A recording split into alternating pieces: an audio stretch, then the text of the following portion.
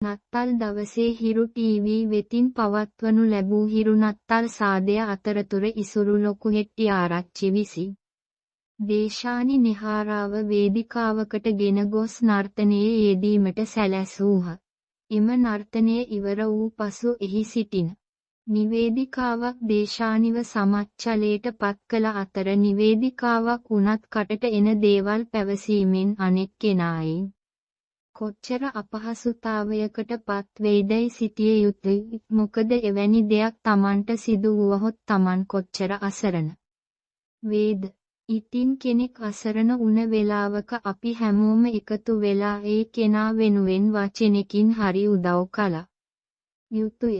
මේ වගේ හැසිරීමෙන් ඒ කෙනා තවත් අපහසුතාවයට පත් වේ. මේ වුණ දේ ගැන මොකද හිතෙන්නේ? පහලින් කමෙන්ට් කරන් යන්න අමතක කරන්න